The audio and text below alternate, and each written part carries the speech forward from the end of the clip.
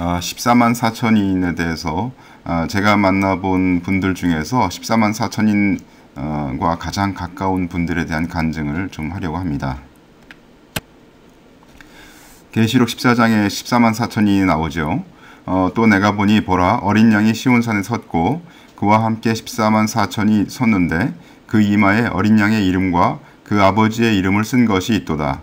내가 하늘에서 나는 소리를 들으니 많은 물소리도 같고 큰 외성도 같은데 내게 들리는 소리는 검은 곳 하는 자들의 그 검은 곳 하는 것 같더라. 저희가 보호자와 네 생물과 장로들 앞에서 새 노래를 부르니 땅에서 구속함을 얻은 14만 4천인 밖에는 능히 이 노래를 배울 자가 없더라. 이 사람들은 여자로 더불어 더럽히지 아니하고 정절이 있는 자라. 어린 양이 어디로 인도하든지 따라가는 자며 사람 가운데서 구속을 받아 처음 익은 열매로 하나님과 어린 양에게 속한 자들이니 그 입에 거짓말이 없고 흠이 없는 자들이더라. 여기 이제 나오는 14만 4천 명이 이제 가지고 있는 특징이 한 세 가지로 제가 생각을 했는데요.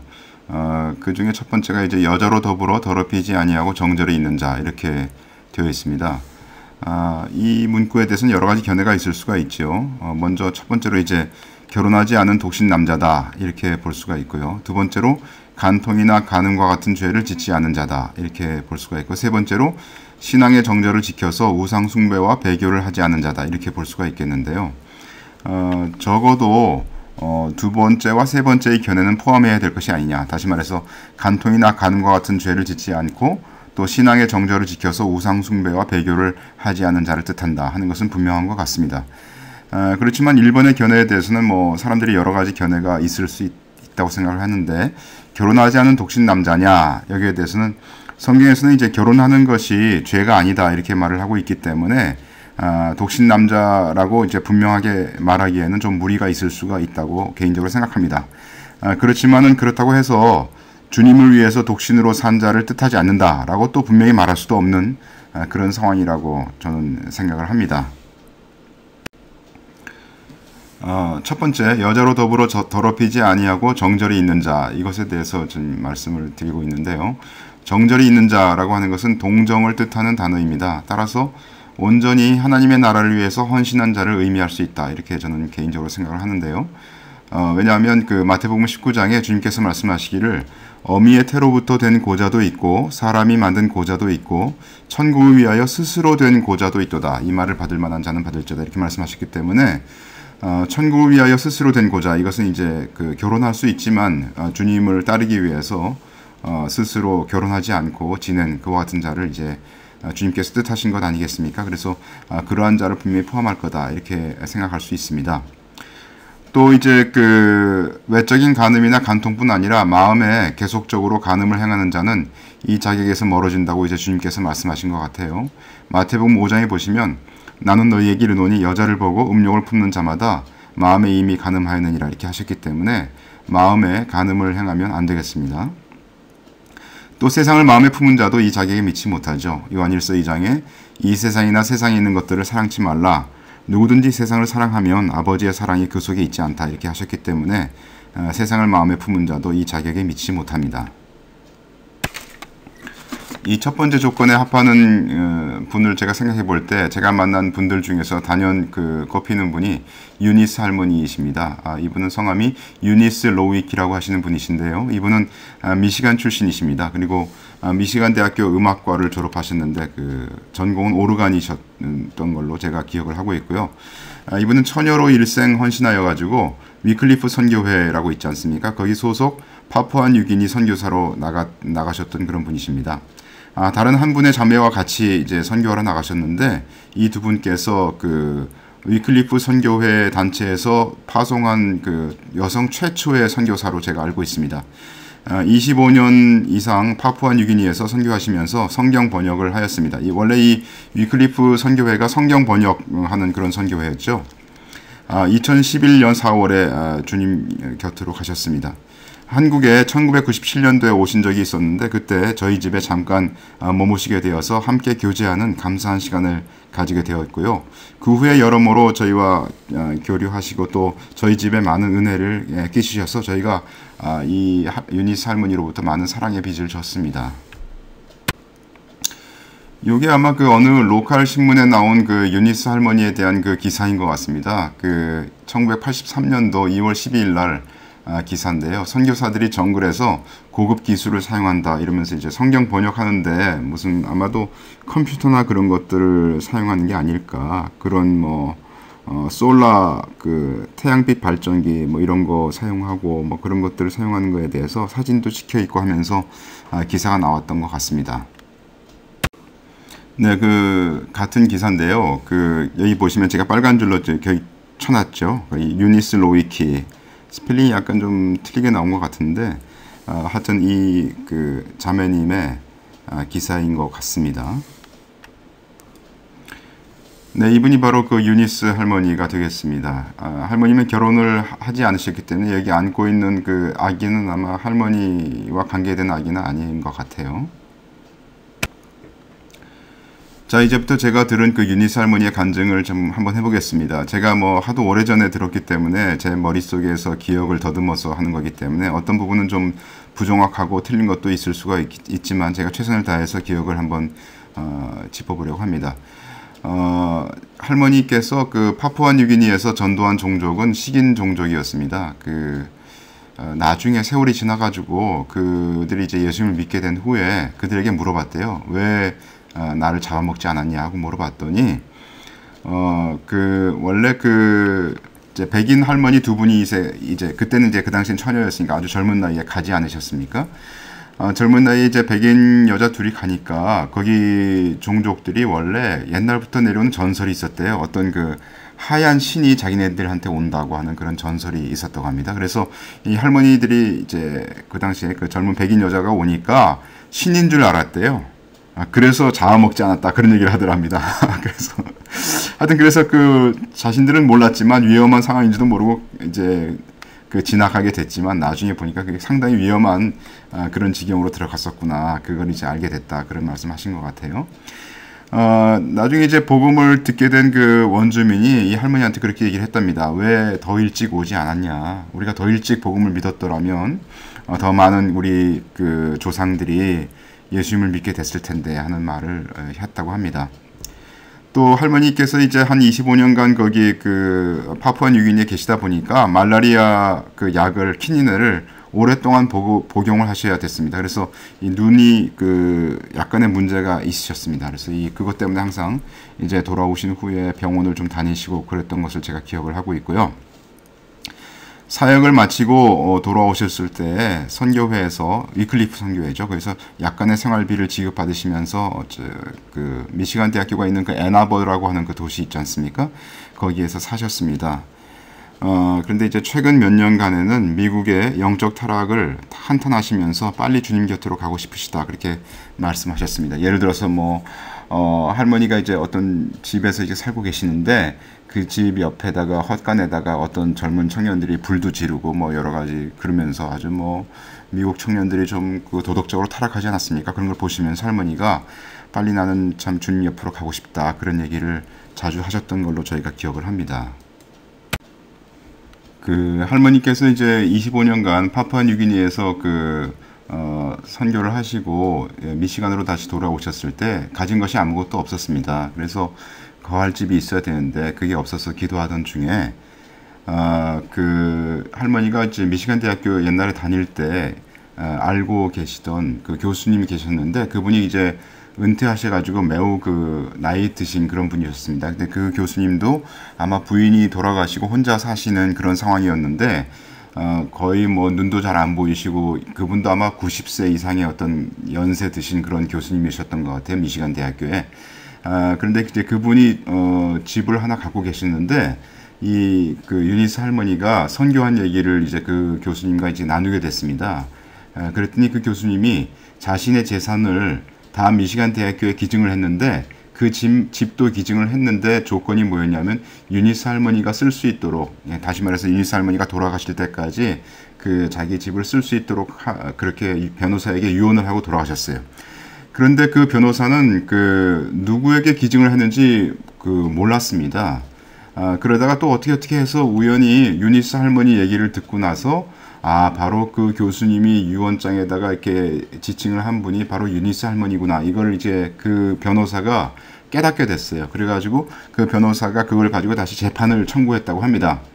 그리고 여러 가지 이제 변론과 이런 것들이 있었겠죠. 그러면서 재판관이 결국은 이제 판결하기를 그 미시간 대학교 교수가 유니스 할머니가 그 집을 쓰시도록 한 것이 분명한 것 같다. 그래서 유니스 할머니는 돌아가실 때까지 그 집을 쓰시고 돌아가신 후에는 그 집은 미시간 대학의 소유로 한다. 이렇게 판결이 났다고 합니다. 우리 마태복음 6장에 보시면 그 주님 말씀하시기를 그러므로 염려하여 이르기를 무엇을 먹을까 무엇을 마실까 무엇을 입을까 하지 말라. 이는 다 이방인들이 구하는 것이라. 너희 천부께서 이 모든 것이 너에게 있어야 할 줄 아시느니라.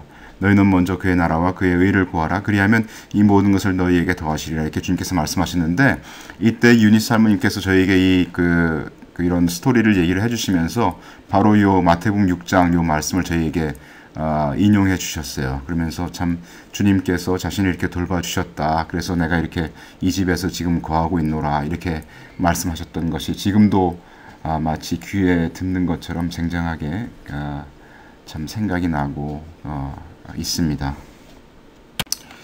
그 유니스 할머님께서 그 한국에 오셨을 때 저희에게 오셔가지고 한번 그 메시지를 하신 적이 있으셨어요. 뭐 간증을 하셨는데 그분께서 사셨던 그런 파푸아뉴기니의 사진들 이런 거 보여주시면서 이렇게 거기 보니까 파푸아뉴기니 사람들은 이렇게 커다란 집을 지어가지고 그 속에서 여러 가정이 한꺼번에 이렇게 사는 것 같더라고요. 제가 잘 기억은 안 나지만 그런 생활을 하셨다고 하시면서 이렇게 여러 가지 것들을 다 보여주셨는데 제가 그 사진들을 갖고 있지 않아가지고 여러분들에게 참 소개는 해드릴 수가 없고 가끔가다 할머님께서 저희에게 그 편지를 보내주셨어요. 물론 할머님께서 이제 그 파푸아뉴기니에서 돌아오신 이후에는 미시간 대학교 학생들을 중심으로 이렇게 그걸 했다고 그래요. 성경 공부를 했습니다. 그리고 그 집에 또 미시간 대학교 학생들을 같이 이렇게 렌탈로 빌려주면서 렌트하면서 그렇게 이제 사셨는데 그래서 자신을 통해서 성경 공부를 하고 이랬던 사람들에게 이메일을 이렇게 편지로 보내셨던 것이 있습니다. 그래서 여기 나와 있는 게 지금 저희가 유니스 할머니로부터 받은 마지막 편지를 이렇게 2009년도 12월 달 건데요. 이게 저희가 이렇게 올려봤습니다. 제가 그 유니스 할머니 편지를 잠깐 번역을 해봤습니다. 재림절 때 성경의 마지막 책인 요한계시록 성경 공부를 하게 되어 감사해요. 주님께서 다시 오시기 전에 있을 재난을 새롭게 보게 되어 감사했어요. 그렇지만 재난이 일어날 때 그리스도인들은 이런 일이 되기를 시작하거든 일어나 머리를 들라 너희 구속이 가까웠느니라. 누가복음 21장 28절 그런 말씀을 기억해야 해요. 어떤 사람들은 주님께서 다시 오시겠다고 하신 후 수백 년이 지났다고 조롱하지요. 주님은 어떤 사람들이 생각하듯이 약속을 지키는데 더디신 분이 아니라 여러분에게 오래 참으셔서 아무도 멸망하지 않고 모두 회개하게 되기를 바라십니다. 이건 베드로후서 3장 9절이죠. 이것이 주님께서 아직 오시지 않은 이유인데 왜냐하면 그분은 마지막 나팔 소리가 울릴 때 눈 깜짝할 사이에 오실 것이고 그때에는 회개할 시간이나 당신의 삶을 주님께 드릴 시간이 없기 때문이지요. 이렇게 쓰셨습니다. 네, 사실 유니스 할머니랑은 저희가 상당히 많은 교류를 했지만은 저희가 여기 참 동영상에는 밝힐 수 없는 그런 내용들이 많아가지고 너무나 저희 패밀리하고 개인적인 그런 차원의 교제였기 때문에 제가 많이 말씀드리지 못하는 것에 대해서 죄송하게 생각하고요. 두 번째로 이 14만 4천인의 두 번째 특징이 예수님께서 인도하시는 대로 따라가는 자다 이렇게 되어 있는데 제가 만나본 분 중에서 참 가장 예수님께서 인도하신 데 따라가는 그런 분을 한번 생각해 보자면 제가 지금부터 말씀드리는 이 할아버지를 제가 말씀드릴 수가 있겠습니다. 이 할아버지는 2차 대전 종전 후에 일본에 오셨습니다. 그때 한 청년이었죠. 그때가 거의 18살밖에 안 됐던 아마도 한 20살 전후로 됐던 그런 나이에 일본에 오신 걸로 알고 있습니다. 그 당시에 뉴 트라이브스 미션이라고 이제 시작을 하는 초창기 때였는데요. 그 뉴 트라이브스 미션의 선교사로 파송됐습니다. 아까 말씀드렸던 그 위클리프하고 뉴 트라이브스 미션이 세계적으로 가장 큰 선교 단체라고 볼 수가 있죠. 2013년도에 주님 곁으로 가셨습니다. 바로 올해 몇 달 전에, 그러니까 1월 달에 소천하신 걸로 제가 알고 있습니다. 그동안 일본에서 센다이 이북의 모든 집을, 군사 지도에 나와 있는 모든 집을 방문하여서 전도했습니다. 다시 말해서 그 일본의 군사 지도를 보면요, 산등성이 어디라도 집 하나 있으면 그걸 전부 점으로 이렇게 나와 있는 그런 지도가 있는데, 그 지도를 보고 하나하나 집을 이렇게 체크를 하시면서 모든 집을 한 집도 빼놓지 않고 그 전도하셨습니다. 그렇게 이제 한 집도 빼놓지 않고 전도를 하시다 보면은 그 원래 센다이라고 하는 것이 그 일본의 그 지도를 쭉 보시면 거의 그 가운데 뭐 남북으로 쳤을 때 가운데 부근에 있다고 볼 수가 있는데, 이 센다이 이북이면 홋카이도 이런 걸 다 이제 포함하죠. 그래서 그 센다이 이북의 모든 집을 돌면서 전도하는 데는 한 5년이 걸립니다. 그렇게 한 집마다 체크하면서 돌아야 되니까요. 맨 처음에 이제 몇몇의 형제들이 함께 시작한 전도 사역이었다고 합니다. 이 할아버지는 이제 일본에 오셔가지고 일본 자매님과 결혼을 하셨어요. 그래서 그 일본 그 할머님이 이제 계신 건데, 스라에 22명의 자녀가 있었습니다. 22명의 자녀라고 해가지고 제가 처음에 들었을 때 깜짝 놀랐어요. 아니, 이 할아버지는 결혼을 몇 번을 하셨길래, 아니면 부인이 몇 명이나 있길래 22명의 자녀가 있을까 이렇게 생각했는데, 듣고 보니까 친자식은 10명이고요. 다시 말해서 그 일본 할머니가 10명을 낳으셨어요. 그리고 12명을 일본 그 미혼모들한테서 태어난 애들 12명을 입양을 했습니다. 그래서 22명을 길렀는데, 처음에 시작했던 그 다른 그 미국 형제들도 그렇게 입양을 했다고 합니다. 그래서 뭐 대여섯 명의 형제들이 같이 처음에 시작한 것 같은데, 그래서 자녀들이 한 100명쯤 있었다고 합니다. 그래서 이 자녀들을 교육시키기 위해서 홈스쿨을 따로 운영을 했어요. 그래서 학교 건물도 나중에 따로 지어가지고 이렇게 교육을 시켰다고 합니다. 그래서 이 할아버지가 돈이 없으니까 그 홈스쿨을 하는데, 원래 할아버지가 이제 영어를 하시니까 영어를 가르치고, 또 이제 할아버지가 일본에 처음에 가셔가지고 결혼하기 전에 그 일본어를 배우는 기간이 있었다고 합니다. 나중에 이제 저에게 말씀하시기를, 그분께서 그 일본어를 배우는 기간 동안에 일본 사람들의 마음이 상당히 가난해서 복음을 잘 받을 수가 있는 기간이었는데, 자기가 일본어를 공부하는 그 기간 동안에 그 전도할 수 있는 기회를 놓쳐가지고 너무나 아쉽다, 그런 얘기를 저에게 몇 번 하신 걸로 기억을 하고 있어요. 하여튼 그 할아버지가 일본어를 아주 유창하게 하셨습니다. 그래서 일본어도 자녀들에게 가르쳤고요. 또 앞으로 중국어로 전도를 해야 되겠다 이런 생각을 하셔가지고 어린 자녀들에게 중국어를 가르쳤다고 합니다. 그래서 한 100여 명의 이 어린 아이들이 영어 하루에 매일같이 영어 2시간, 일본어 2시간, 중국어 2시간 이렇게 배웠다고 합니다. 그리고 이제 아이들이 성장하면서 그 자녀들과 함께 그 팻말을 들고, 그 팻말에는 이제 주 예수를 믿으라 뭐 그런 이제 말씀들이 써 있는 거죠. 그 팻말을 들고 일본 전역에서 전도하셨습니다. 자녀들도 아버지를 따라서 전도를 했습니다. 또 자녀들이 이제 크면서 1981년도인가요? 그때쯤 이 할아버지는 이제 고등학교밖에 나오시지 않으셨는데, 그때 이제 1980년대에 그 PC가 나오지 않았습니까? 퍼스널 컴퓨터가. 그래서 앞으로는 그 컴퓨터가 점점 증가할 거다 이렇게 생각을 하셔가지고 할아버지가 그 자녀들에게 컴퓨터 프로그램을 가르쳐야 되겠다 이렇게 생각을 하셔가지고 컴퓨터 프로그램 책을 샀습니다. 그래가지고 할아버지가 스스로 독학을 하셔가지고 이 자녀들에게 컴퓨터 프로그램을 가르쳤어요. 그런데 이 자녀들 중에 이제 특출하게 프로그램을 잘 그 배운 이제 그런 그 재능 있는 아이들이 있어가지고 결국 그게 이제 프로그램을 팔기 시작해가지고 많은 학교의 재정 문제, 회계 문제 이런 것들을 담당하는 그런 프로그램을 이제 팔게 돼가지고요. 결국 그거를 발판으로 해가지고 마이크로소프트와 뭐 많은 일거리를 처리를 해주고 이렇게 하면서 일본 유수의 컴퓨터 프로그램 회사가 되었다고 합니다. 또 이제 팻말을 가지고 전도를 할 뿐만 아니라 일본의 그 센다이 지역 그 이북 쪽으로 가시면 여러분들이 그 집집마다 아니겠지만 하여튼 가끔마다 이 집에 이 팻말이 붙여 있는 게 있어요. 이렇게 나무로 된 팻말인데 거기에 이제 성경 말씀이 써 있고, 그리고 성경 어디에 그 말씀이 써 있는가 이런 걸 이제 보여주는 그런 팻말이 붙여 있는 그런 집을 여러분들이 가끔가다 보실 수가 있습니다. 그게 바로 할아버지가 자녀들과 함께 돌아다니면서 전도하시면서 집주인들에게 양해를 받고서 곳곳에 붙인 팻말이다 이렇게 보시면 되겠습니다.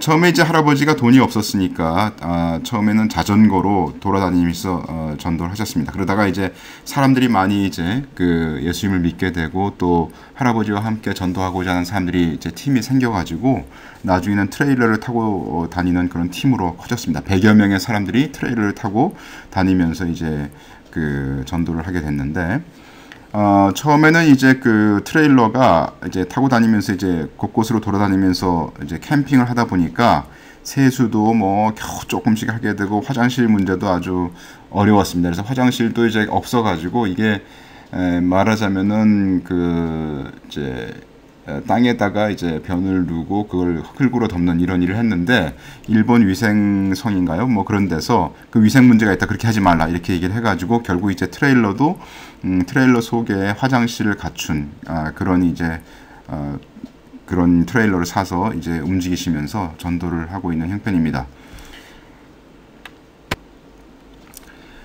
할아버지께서 처음에 그 일본이 이제 패전하고 나서 2차 대전 종전 후에 일본으로 오려고 하실 때 그 할아버지 아버지가 계셨지 않습니까? 그 아버지가 이 할아버지 그러니까 그때 청년인 이 할아버지를 놓고 부탁을 했대요. 그 부탁이 뭐냐면 너 일본에 가면 제발 성경을 매일같이 읽는 것을 나랑 약속해라. 이렇게 그 아버지가 부탁을 하셨대요. 그 아버지는 상당히 그 가난한 분이셨는데 공장에서 일을 하시는 그런 분이셨는데 그럼에도 불구하고 그분은 매일같이 성경을 읽으신 그런 분이었다고 기억을 합니다. 그래서 이 할아버지가 자기 아버지한테 그 눈물을 글썽이면서 아들에게 부탁하는 그 아버지를 보시면서 일본에 그 가면은 꼭 제가 하루에 한 번씩 꼭 성경을 읽겠습니다. 그렇게 약속을 하고 오셔서 그 약속을 지키신 것 같아요. 처음에 일본에 오셨을 때 뭐 거의 수중에 돈이 없었다고 합니다. 그래서 할아버지 하도 돈이 없기 때문에 그 일본은 그 귀신의 나라 아닙니까? 그래서 그 일본들은 여러 종류의 신들을 섬기는 그 신사들이 많이 있는데 그 신사에서 보통 잠을 잤다고 해요. 백인 남자가 키가 큰 이 할아버지인데 백인 남자가 아침에 일어나가지고 뿌시시 이제 일어나가지고 바지 거기서 갈아입는 걸 보면 신사에 절하러 왔던 일본 사람들이 뭐 깜짝 놀라가지고 도망가고 뭐 그런 일이 있었다고 합니다. 할아버지가 너무 가난해서 그 어느 날 주님께 기도를 드리는데 기도를 막 드리는데 주님께서 그렇게 말씀하신 적이 있대요. 내가 너에게 돈을 주겠다고 전도할 수 있는 돈을 주겠다고 그렇게 말씀하신 것을 듣고 나서 이 할아버지가 그때는 믿기지 않았다고 합니다. 왜냐하면 내가 뭐 수준이 아무것도 없는데 어떻게 내가 돈을 벌 수가 있을까? 어떻게 돈을 만질 수가 있을까? 이렇게 했는데 나중에 이제 아까 말씀드린 것처럼 일본 유수의 그 프로그램 회사가 되어서 많은 돈을 가지고 전도에 이렇게 하시는 것을 쓰시면서 할아버지가 그때 이제 기도를 그런 일이 있었나로 하고 저에게 말씀하신 적이 있었습니다. 그리고 할아버지는 그 일본 그 회사를 이제 일으켜 세워가지고 그 회장이 됐는데도 그 할아버지는 그 회사의 지분을 하나도 가지지 않으시고 자기 같이 전도하는 그 팀의 아들들 뭐 잘 말하자면 조카 뭐 자기에게는 조카라고 생각되는 그런 사람들이죠. 또는 자기 아들들 이런 사람들에게 전부 나눠서 운영하게 하시고 그렇게 하셨고 또 월급이 들어오시면 꽤 많은 돈의 월급이 들어왔지만 한 달에 우리나라 돈으로 5만 원 정도만 남겨놓고 모두 다 그 선교를 위해서 돈을 헌금했다고 합니다. 그리고 참 지독하게 아끼시면서 사셨던 바지가 뭐 거의 뭐 단벌 신사인 그런 분으로 제가 기억을 하고 있고요. 또 하루는 이제 전도를 하는데 4명의 일본 청년들이 그 할아버지를 이제 때리겠다고 이렇게 덤벼들었다고 합니다. 그래서 할아버지가 그때 뭐라고 얘기했냐면 좋다. 내가 너희들 나를 때리는 거는 상관이 없는데 너희들 4명 중에 1명을 오늘 내가 죽이겠다. 이렇게 얘기를 하셨대요. 말하자면. 그래서 1명은 내가 붙잡아서 내가 너희를 완전히 낙다운 시키겠다. 이렇게 이제 일본 할아버지가 말씀하셨대요. 그랬더니 4명의 일본인이 덤비려고 이렇게 하다가 도망갔다고 그런 얘기도 있었다고 합니다. 다시 말해서 할아버지가 굉장히 강단이 센 분으로 이렇게 우리가 볼 수가 있는 거죠. 하루는 전도하는데 자기가 알고 있던 그 오토바이 수리점 청년에게 전도를 하게 됐다고 합니다. 그런데 그 수리점 청년이 절대 예수님을 믿지 않고 반박을 하더래요. 그런데 할아버지도 자기도 모르는 사이에 어떤 얘기를 하게 됐냐면 너 오늘 죽을 텐데 이 말씀 받아라 이렇게 얘기를 하게 됐다고 합니다. 그런데도 그 청년이 그걸 받지 않았다고 얘기를 해요. 그런데 그날 밤에 그 청년이 오토바이를 타고 가다가 오토바이 사고가 나서 그날 밤에 죽었다고 하는 그런 얘기를 저한테 해주시더라고요. 또 하루는 이제 그 어느 농부들에게 농부들이 밭이 있지 않습니까? 그 밭에 있는 농부들에게 전도를 하는데 농부들을 다 모아놓고 그 밭의 옆에 이제 그 뚝이 있었는데 그 뚝 위에 올라가서 전도를 했었습니다. 근데 다른 농부들은 잘 듣는데 한 명의 농부가 계속 반대를 하고 회방을 하고 그렇게 하더래요. 그래서 할아버지가 자기도 모르게 이렇게 얘기를 했다고 합니다. 당신이 오늘 예수님을 전하는 걸 방해를 하는데 당신이 땀을 흘려서 이렇게 농사를 오래 지었지만 한 톨도 당신은 그 열매를 가지지 못할 것이요. 이렇게 어떻게 자기가 예언 아닌 예언을 하게 됐다고 얘기를 해요. 그런데 그 해에 엄청나게 그 홍수가 왔다고 합니다. 그런데 이상하게 그 홍수가 왔는데 그 뚝이 무너졌는데 그 회방하던 농부의 논 쪽에 있는 뚝이 무너졌다고 얘기를 해요. 그래서 그 뚝이 무너져가지고 완전히 그 회방하던 농부의 그 논만 이렇게 잠겨가지고 한 톨도 건지지 못하는 그런 사건이 있었다. 그런 얘기를 저한테 해주시더라고요. 그 다음에 이제 할아버지가 맨날 이제 팻말을 들고 전도를 하는데 일본의 봄이 되면은 그때 그 일본 신사 있지 않습니까? 보통 무슨 신사죠? 일본의 그 총리들이 항상 가는 그 신사. 거기에 사람들이 굉장히 많이 모여가지고 거기에 뭐 참배도 하고 놀고 그렇게 한답니다. 그런데 그 앞에 일본 사람들이 보통 예수님 믿지 않지 않습니까? 근데 그 앞에 이 예수님을 믿지 않으면 지옥에 간다. 뭐 예수님을 믿어야 구원을 받는다. 뭐 이런 종류의 팻말을 써가지고 그 일본 사람들 앞에 이렇게 서 있는 겁니다. 그 아들들과 함께 이렇게 서 있는 거예요. 그러니까 이제 일본 경찰들이 와가지고 그러지 말라고 막 아무리 얘기를 해도 할아버지는 뭐 꿋꿋하게 그걸 서서 그 전도를 계속했다고 얘기를 합니다.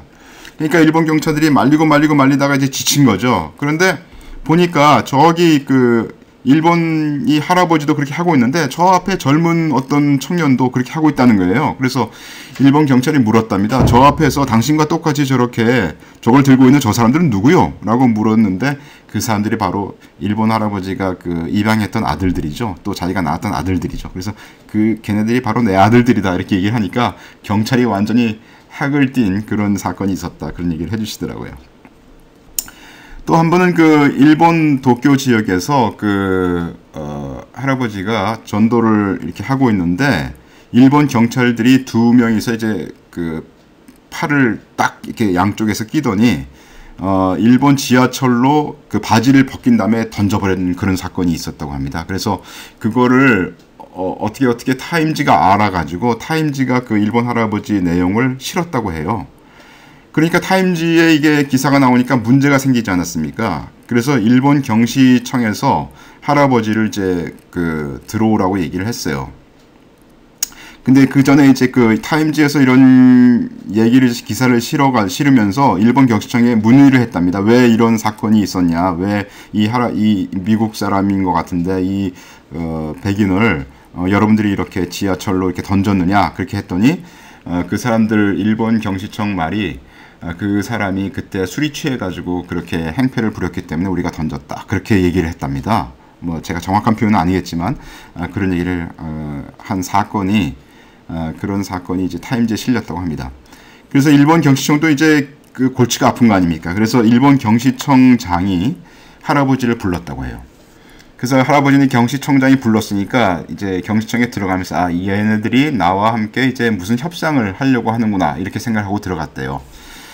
그래서 경시청장과 1대1로 이제 협상을 하게 됐다고 합니다. 그래서 경시청장이 막 이제 말린 거죠. 생각해봐라.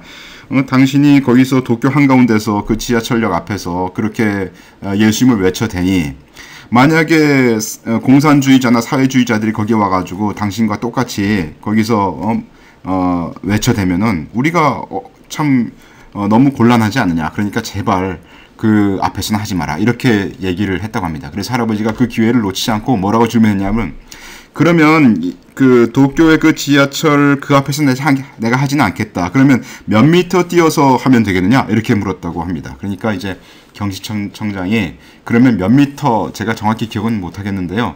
한 몇 미터인지 하여튼 그 미터가 있습니다. 그 몇 미터 뛰어서 네가 그렇게 뭐 그 마이크를 가지고 떠들어 대려고 그렇게 하더라도 우리는 그거는 관계하지 않겠다 이렇게 얘기를 했답니다. 그래서 그때부터 할아버지는 뭐 아무도 말릴 수 없는 그래서 그 지하철역 그 몇 미터 떨어져서 스피커를 대고 사람들에게 전도할 수 있는 그런 권리를 획득했다 이렇게 얘기를 하시더라고요. 하루는 할아버지가 이제 전도를 하시는데 전도를 아무리 해도 사람들이 믿는 것 같지도 않고 그래서 참 너무너무 어려웠답니다. 그래서 이제 할아버지가 좀 이렇게 불평을 했대요. 하나님께. 이거 뭐 하나님 전도를 해도 제대로 믿는 사람도 없는데 이렇게 계속 해야 되겠습니까? 이렇게 이제 불평을 하니까 그 불평의 말을 들었던 어떤 일본 자매님이 이제 이 일본 자매님이 이제 예수님을 믿고 이제 할아버지 전도팀에 합류해가지고 같이 이제 일을 하게 된 그런 자매가 있었는데 그 자매님이 할아버지한테 그런 얘기 하지 마세요 하면서 자기 간증을 하더랍니다. 그 간증이 뭐냐면은 이제 자기가 어떻게 예수를 믿었나 하는 그 간증이에요. 그러니까 이 자매님이 어떤 이제 일본 자매님이니까 자기 집에 이제 있었는데 자기 집에서 낮잠을 잤대요. 낮잠을 잤는데 꿈을 꿨대요. 근데 그 꿈에 어떤 외국인이 와가지고 이제 자기 집에 들어오더래요. 그래서 자기가 엄마한테 물었대요. 엄마 저기 어떤 외국인이 오는데 그 외국인 보세요 했더니 그 엄마가 이 자매님한테 그 외국인은 하나님의 말씀을 전하는 외국인이란다 이렇게 얘기를 했대요. 그렇게 이제 하는 꿈을 이제 꾸고 딱 일어났는데 창문에 가니까 바로 자기가 꿈에 봤던 그 사람이 그 할아버지죠. 그 사람이 그 백인이 자기 집의 창문에 이렇게 보이는 거예요. 그래서 오는 거를 보고 이 자매가 자기 엄마한테 물었대요. 엄마 저기 그 어떤 백인이 여기 온다고 그랬더니 자기는 엄마한테 물으면서 엄마가 무슨 대답을 할지 이미 알았대요. 왜냐하면 꿈에서 벌써 그 말을 들었으니까. 근데 그 엄마가 똑같이 그렇게 얘기를 했답니다. 그 백인은 바로 하나님 말씀을 전하는 사람이란다 이렇게 얘기를 했대요. 그래서 이 자매는 벌써 이 할아버지가 자기 집에 올 것을 알고 있었고 그리고 그 할아버지가 자기 집에 오면 이 할아버지가 전하는 메시지는 무조건 들어야 되겠다 이렇게 벌써 마음의 결정을 하고 기다린 겁니다. 그래서 할아버지가 이제 그 집에 오시게 되고 이 자매가 그 할아버지의 말씀을 복음을 들으면서 예수님을 믿게 된 그런 간증을 그때 이제 이 할아버지가 불평을 하니까 그때 이제 그 얘기를 한 거예요. 그 할아버지한테 나는 이렇게 예수님을 믿었는데 불평하지 마시라 이렇게 하니까 할아버지가 자매의 간증을 듣고 나니까 너무 마음이 참 기쁘잖아요. 그래가지고 왜 그러면 그 간증을 미리 해주지 지금 얘기하냐 그렇게 귀한 간증을 이렇게 했더니 이 일본 자매의 말이 뭐라고 얘기했냐면 그런 말씀 마세요. 제가 예수님을 믿은 어떻게 믿었냐 이런 사건보다 전도하는 이 사건이야말로 우리가 집집마다 방문하면서 전도하는 이 사건이야말로 훨씬 더 중요하고 귀한 거예요. 하나님 보실 때는 그런 얘기를 하더랍니다. 예, 그런 참 간증이 있었습니다. 또 하루는 이제 할아버지가 그 일본인들이 그 모인 성경 공부가 있었대요. 12명 정도가 모였는데 거기 성경 공부에 한번 참석한 적이 있었는데 거기 성경 공부에서 당신들이 어떻게 예수님을 믿었냐 하고 물어봤더니 그 중에 11명이 할아버지가 전했던 이 스피커 메시지를 듣고 예수님을 믿었다고 이렇게 얘기를 하더래요. 그래서 참 우리 눈에는 우리가 전할 때 정말 믿지 않는 것 같지만 그 사람들의 마음속에 그렇게 참 복음의 씨앗이 심어진 것을 볼 수 있었던 것 같아요. 그 참 일본 사람들은 좀 그 할아버지가 저한테 말씀하시길 일본 사람들은 어떤 팀에 쉽게 합류를 안 한답니다. 왜냐하면 한번 자기가 결정을 내려가지고 어떤 팀에 합류를 하게 되면 의리를 지켜야 되기 때문에 너무나 큰 부담이 있어가지고 잘 합류를 하지 않는데요. 그리고 어떤 사람들의 메시지를 들을 때도 메시지를 듣는 티를 내지 않는다고 합니다. 저 옆에 다소 곳이 있어가지고 듣지 않는 것 같이 하면서 고개를 돌려서 다른 데를 바라보면서 듣는다 그런 얘기를 하시더라고요. 그리고 이제 할아버지가 일본인인 어떤 그 신학교 교장인 분과 이제 나이 드신 신학교 교장인 분과 이제 그 한번 교제를 했었는데 그 신학교 교장님 되시는 분도 이 일본 할아버지를 잘 아시는 분이시죠. 그러면서 그분이 그런 말씀을 하시더래요. 내가 다시 태어나면 나도 젊을 때부터 당신과 같은 그런 전도의 삶을 살고 싶다. 참 나는 그런 삶을 살고 싶다. 그런 얘기를 하시더라. 그런 얘기를 저한테 하시더라고요. 또 저에게 항상 말씀하시기를 너 그 돈에 대해서 절대로 돈을 사랑하지 마라. 세상을 사랑하지 마라. 너 돈에 대해서 절대로 그 소망을 가지지 말고 돈에 대해서 탐심을 품지 마라. 그런 얘기를 저한테 부탁 하셨습니다.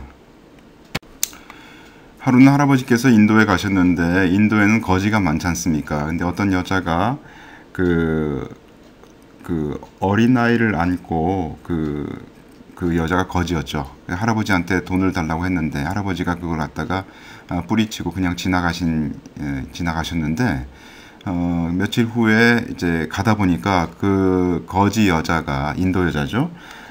굶어 죽은 것을 봤다고 합니다. 근데 그때 할아버지가 그 손에 인도 여자가 그 돈을 달라고 할 때 손에 타임지가 들려 있었대요. 근데 타임지를 해봐야 그게 몇 불 하지 않습니까? 몇 달러 하고 있는데 할아버지가 그때 그 인도 여자가 죽은 걸 보고서 내가 이 타임지는 보는데 인도 여자에게 돈을 주지 않았구나 그런 생각을 하게 됐다는 거예요. 그러면서 할아버지가 저한테 말씀하시길 자기는 물론 손님들이 오면 그 융숭하게 대접을 하고 하지만 자기는 콜라와 커피를 거의 마시지 않는다. 생각해봐라. 이 콜라와 커피를 이 커피가 이게 한 잔에 얼마씩인데 이거를 몇 잔을 마시면 계산을 저 앞에서 하시더라고요. 몇 잔을 마시면 외국에 나가 있는 이 선교사 우리 형제들을 얼마나 더 도울 수 있고 제3국에 있는 이 어린 불쌍한 사람들을 더 많이 이렇게 도울 수가 있는데 하면서 돈으로 꼬치꼬치 따져가지고 저한테 계산을 해주시면서 그래서 자기는 콜라와 커피를 참 마실 엄두가 잘 나지 않는다 그런 생각을 하게 될 때 그러면서 그 인도 여인의 얘기를 저한테 하루는 해주셨습니다. 그래서 일본 할아버지께서 그 일본 전역에 전도를 하실 뿐만 아니라 많은 전도지를 프린트를 해가지고 아시아 곳곳에 뿌리셨습니다. 컨테이너로 그 중국에 들어갔다고 합니다. 어떻게 그렇게 들어간지 몰라도 하여튼 수많은 전도지를 프린트하셔가지고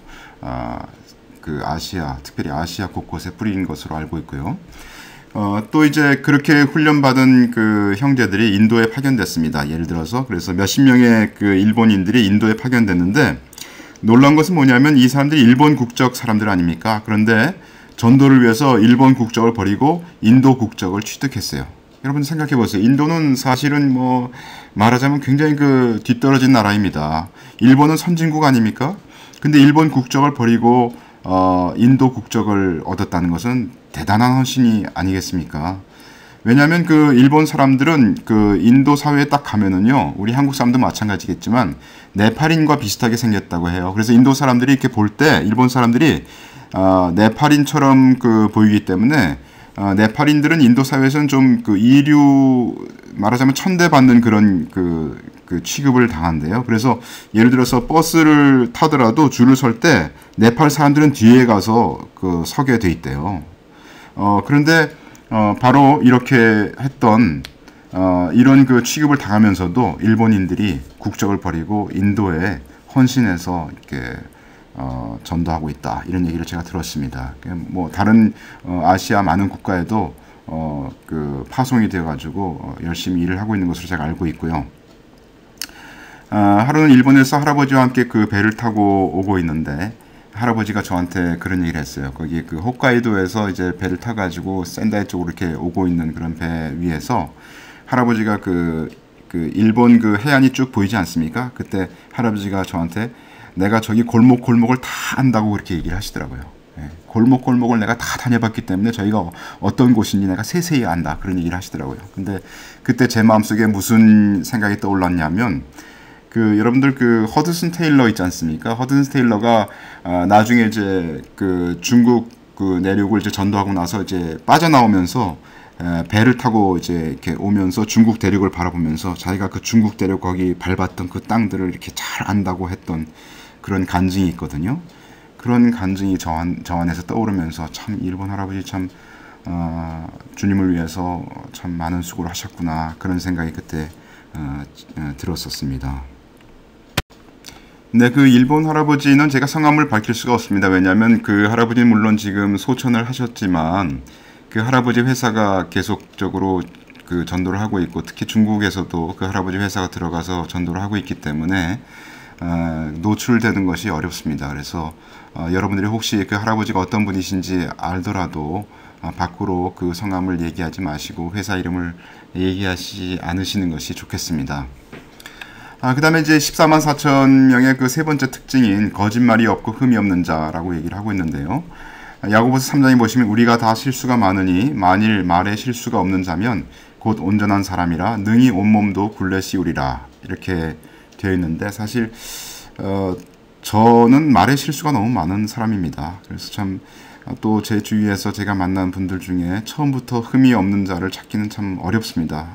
아마 우리가 예수님을 믿었다는 것이 흠이 많고 죽을 수밖에 없는 죄인이기 때문에 믿었기 때문에 처음부터 말에 흠이 없는 자는 찾기 어렵고, 아마 주님을 따르면서 많은 고난과 또는 그 훈련을 받아서 주님 앞에 이 사랑하는 말을 배우는 그런 과정을 거쳐서 우리가 온전한 사람으로 되는 것이 아닌가, 이렇게 생각이 됩니다. 그래서 우리는 주님을 닮아가는 것을 삶에서 배우고 있다, 저는 그렇게 보고 있고요. 그래서 이런 그 거짓말이 없고 흠이 없는 자를 제가 만난 분들 중에서 밝히라면 어떤 한 그 분이 계신데, 그분은 지금도 이제 그 살아계신 그 분이시기 때문에 제가 그분에 대해서 많이 밝힐 수는 없습니다. 그러나 제가 말씀드릴 수 있는 건 뭐냐면, 이분은 많은 사람들에게 전도를 하셨고 세계 곳곳에 많은 그 형제들을 제자로 일으키신 분이시고요. 그리고 이분은 젊은 날에 제자를 일으키시는 과정 중에 굉장히 그 좀 뭐랄까 같이 했던 형제들이 너무나 그 권위주의적이었어요. 그래서 막 그 있지 않습니까? 제자 훈련한다고 하면서 사람들을 막 그 자기 의견대로 몰아가려고 하고 자유 선택을 하지 못하도록 하게 하고 뭐 그런 일들을 하셨던 것 같아요. 그래서 그 많은 고난을 당하셨습니다. 주님으로부터 이 징계를 받으셨습니다. 그래서 이분이 많은 징계를 받으시면서 내가 그렇게 제자 훈련한 것이 그렇게 잘못된 거였구나 하는 것을 그렇게 알게 됐습니다. 그래서 그분이 그때부터 변화를 이제 받으시면서 참 사람들에게 사랑으로 말을 하는 것이 무엇이며 이런 것들을 이제 배워 나가서 지금은 정말 이분을 만나 뵈면, 아까 제가 유니스 할머님도 그랬고 또 일본 할아버지도 그랬고, 이분도 이렇게 만나 뵈면 그 항상 같이 느끼는 게 뭐냐면 굉장히 어린아이와 같은 그런 순수함, 이런 것들을 이분들에게서 제가 느껴요. 그리고 굉장히 저한테 물어보십니다. 내가 혹시 잘못된 말을 한 것이 있느냐, 혹시 너가 생각할 때 내가 말을 할 때 뭐 네가 다르게 생각하는 것이 있으면 나에게 알려다오, 이렇게 참 제가 뭐라고, 제가 뭐 아무것도 아니지 않습니까?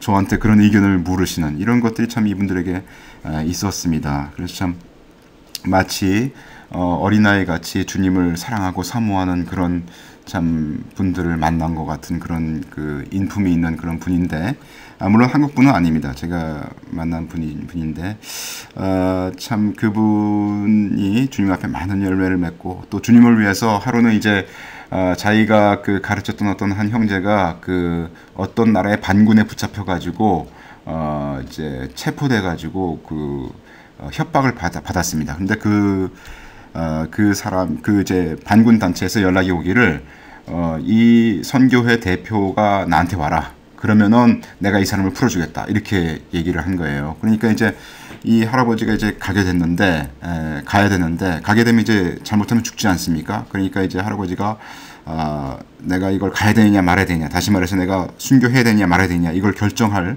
그런 선택의 시간이 있었습니다. 그때 할아버지가 죽음을 각오하고 내가 가야 되겠다고 결정을 내렸는데, 그래서 가겠다고 선언을 했더니 그 반군 단체에서 오지 않아도 된다, 이렇게 하면서 어떻게 해가지고 그 형제가 풀려난 사건이 있었다, 그런 얘기를 저한테 해주셨는데, 하여튼 이 할아버지가 말을 하시는 것을 보면 굉장히 조심스럽게 하시면서 우리가 정말 사랑의 말로 형제들을 일으켜 세우기 위해서 하시는 그런 말씀들을 제가 많이 들었습니다.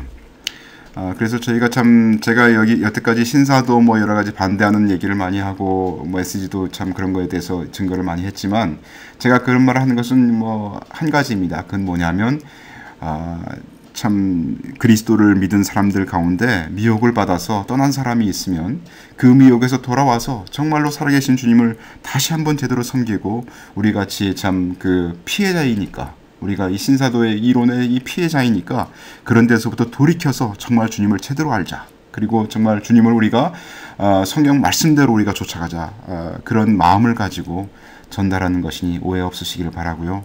정말 우리가 사랑으로 참 그 역사하는 그렇게 믿음을 가지고 사람들에게 주님을 전해야 되겠습니다.